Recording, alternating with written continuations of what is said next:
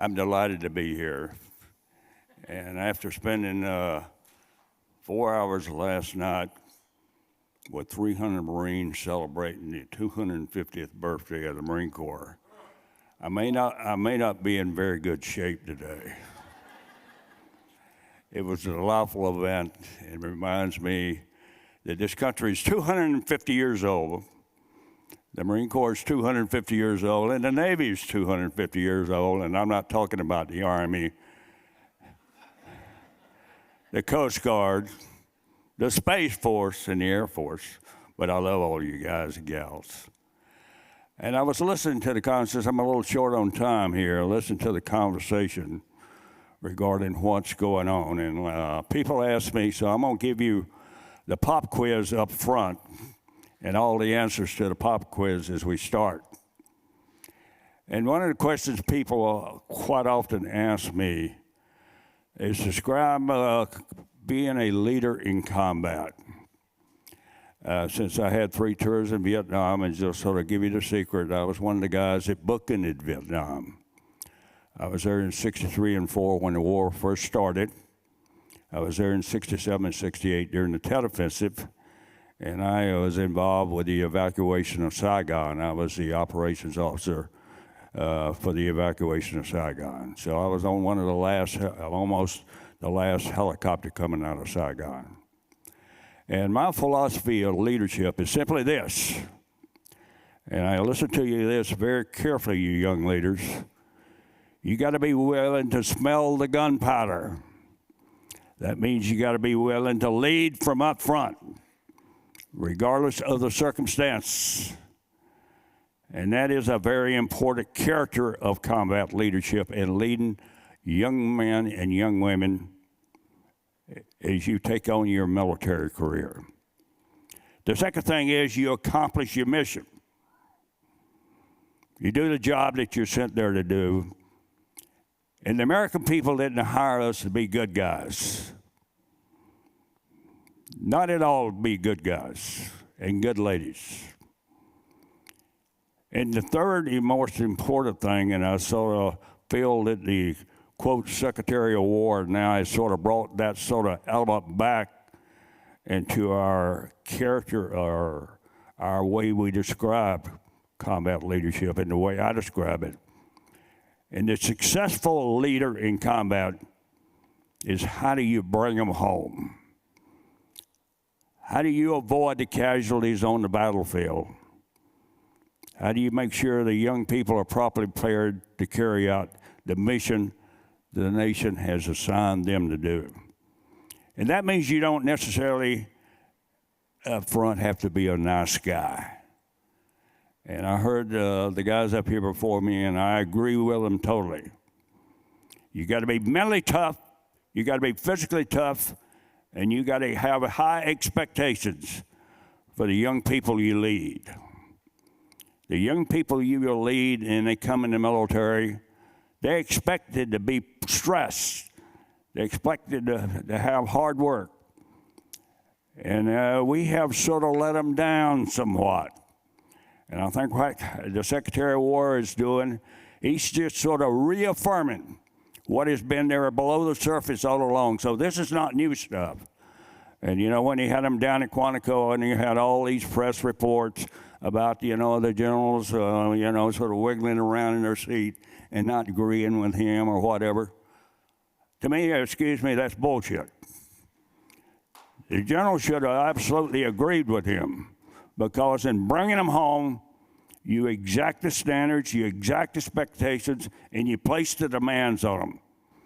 And, you know, they don't recognize it sometime when they're 19 or 20 or 21 years old, when Jim Livingston was a tough SOB in Vietnam and made them stay physically fit, keep their weapons clean, keep their body clean, and keep trained where they could fight and win. That's not what they expected. They would gripe like hell about it. But let me tell you, when they are 75, I get phone calls every day, and a Marine captain in combat is called skipper. Here's a guy who was a PFC, and he would call me up, "Hey, skipper, you're the reason I came home." That's the award a reward that you asked for. You brought them home. So I agree totally with the new concept of demands of appearance, of physical fitness, of being trained and focusing on your job at hand. We are not a social engineering outfit. We are a fighting outfit.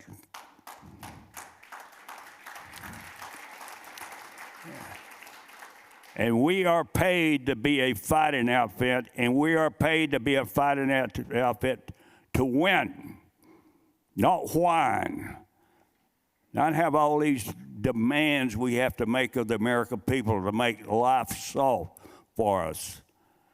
I grew up in a barracks with no air conditioning, no heat, basically, and everyone got in the same, just a long shower, and for the guys, had just one long urinal, and that was it, basically, And that was the expectations. I didn't go in the Marine Corps to be pampered. I went in the Marine Corps to be pushed and to get something out of it, as Jim Livingston, but to contribute back. I also want to recognize the World War II generation and the Korean generation, the Vietnam generation, Desert Storm, and all the young people from the war on terrorism. We've got almost 100 years of warriors in this audience. And I would tell our young people that are fixing to join the military, you have had a great experience here. It's unbelievable that you can be in this audience and listen to someone who was at the Battle of Bulge and hear his experiences. And we got Korean guys out here, I'm sure, could give you their experiences in Busan, Chosun. You got guys like me who can give you my experiences in Vietnam from the beginning through the Battle of Dido to my experiences at evacuation. And I would just give you a little summary of the Battle of Dido. We had 800 Marines up against 10,000 North Vietnamese. 800 Marines against 10,000 North Vietnamese. And I always said that was a fair fight because those young Marines were spectacular. They were absolutely spectacular. We had 89 of them that were killed, 297 medevacs, 176 walking wounded, but they never give up on that fight. And for the young future leaders, that is what you will inherit. And your responsibility as a leader to lead the young 18 and 19 and 20-year-old people that's been gifted to you by their parents with expectation that you will properly train them, you will properly take care of them, and you will bring them home. That's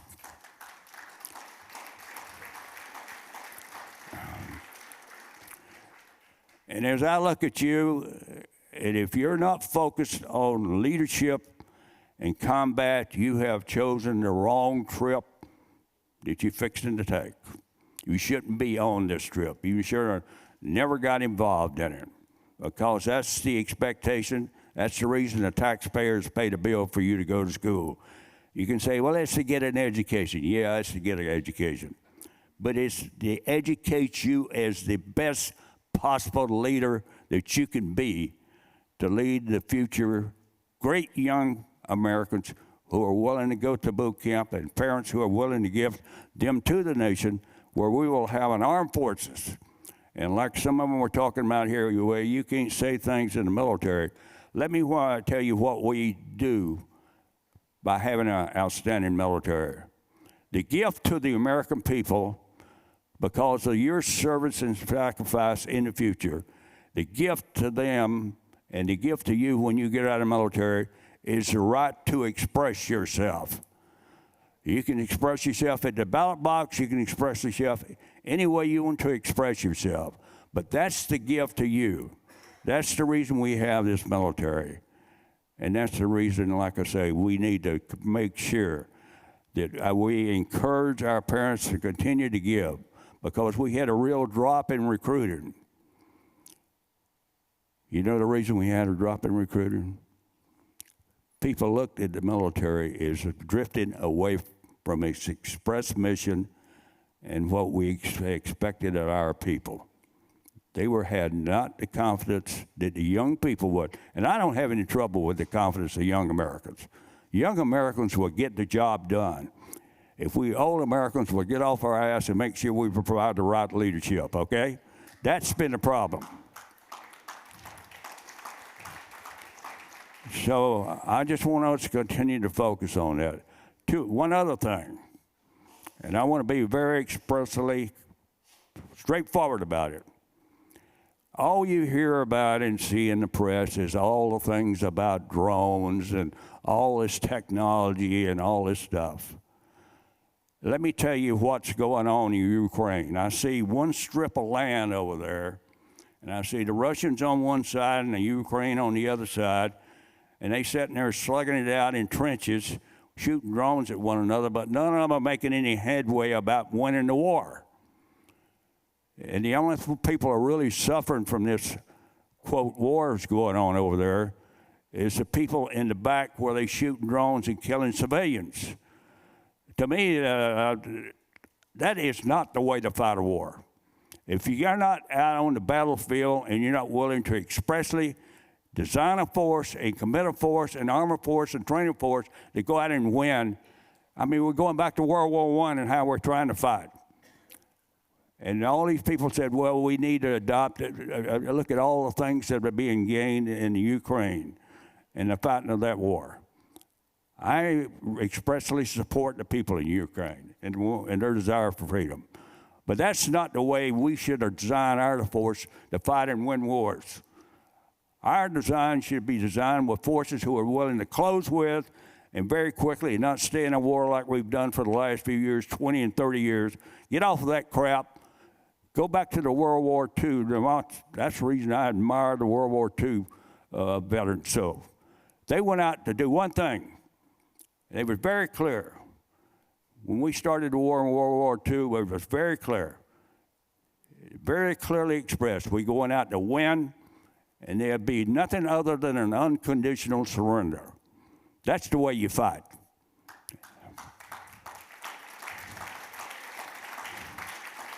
We lost our way in Korea. We didn't decisively do what we should have done there.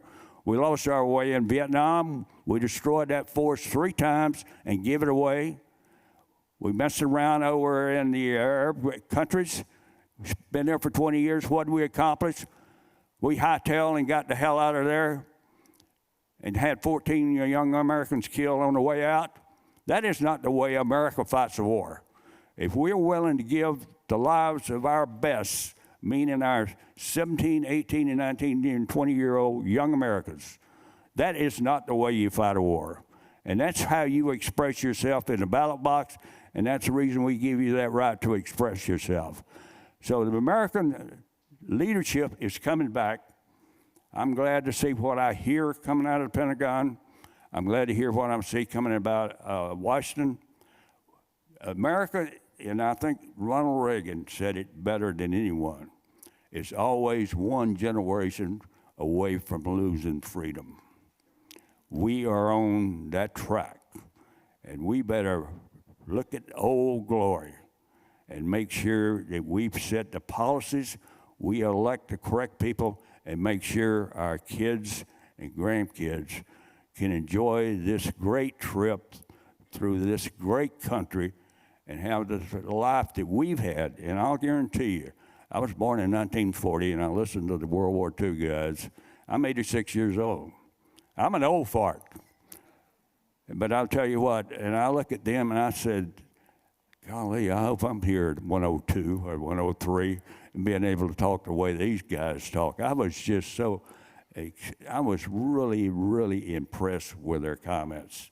I was likewise impressed with the last panel's comments and how they expressed themselves. So the adventure of America is still here. The uniqueness of America is still here. The opportunity of America is still here. And don't listen to this noise you hear in the press every day. America is still the greatest opportunity, the greatest country in the world.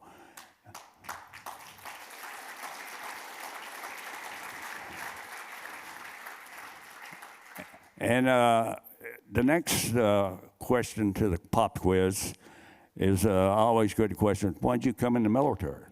Hell, I was drafted. But I'll tell you what, a young major in the Marine Corps, I didn't know one thing about the Marine Corps. A young major in the Marine Corps from Birmingham, Alabama. I was going to Auburn University, and I don't know if we got any North Georgia cadets here today, but I was, my first year at the University of North Georgia, which was a military school, which was, by the way, the greatest thing ever happened to me. But I went to Auburn University because I wanted to be an engineer. This guy showed up at the student union at Auburn in 6'4", in his dress blues, and I looked at him and I said, I want to be one of them. And he said, two things will guarantee you when you go to officer school up at Quantico, Virginia, which will be, since you're late, you're going to have to go to 2 boot camps, one back to back. We'll guarantee you 2 things. We'll get you in very good shape. And every Saturday afternoon, you can go down to the PLC club, and we'll give you all the beer you can drink. So that's all I needed to be willing to sign up. But the Marine Corps, 33 years of adventure, I had a chance, and I'm going to tell you, I've commanded everything from a platoon to the last assignment I had was 100,000 Marines. And everyone was an experience in dealing with young people. And the thing that kept me motivated every day and wanting to get up and go to work is I could go out and look at those young Marines that are, not the officers, not the old gunnies, but those 18 and 19 and 20-year young Marines and see that fire in their eyes, that desire to want to excel, that opportunity to serve.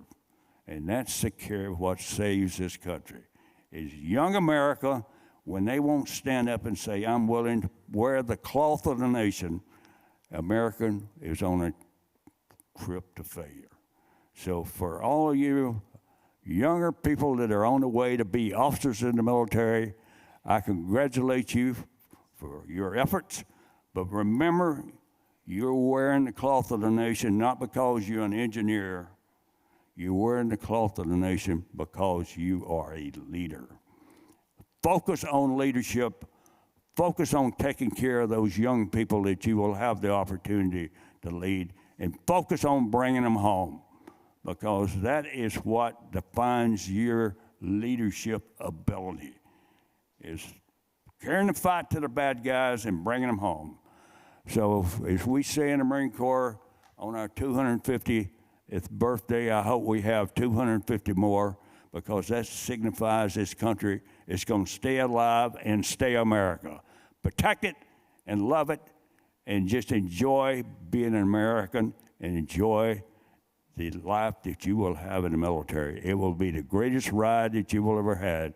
And every day I reflect on what an opportunity it was for me to serve this nation, wear the cloth of the nation, but most of all, the greatest opportunity was to lead those young Americans and look them in the eye, and that just kept me motivated every day. And by the way, for you old guys out there, I spend 2 hours in the gym every day. I figure one of these days, if we get desperate, they may recall me. And I'm trying to be combat ready. So all of you have a wonderful day, and Semper Fi to you. It is absolutely a pleasure to be here, hear all the wonderful comments. And for the World War II veterans, one of my real joys was to be involved with the World War II Museum down in New Orleans as the chairman of the board. And by the way, that's probably the greatest museum in the country. So if you haven't been, all you family members, make sure your World War II vet goes to New Orleans and sees their museum, okay? Thank you very much.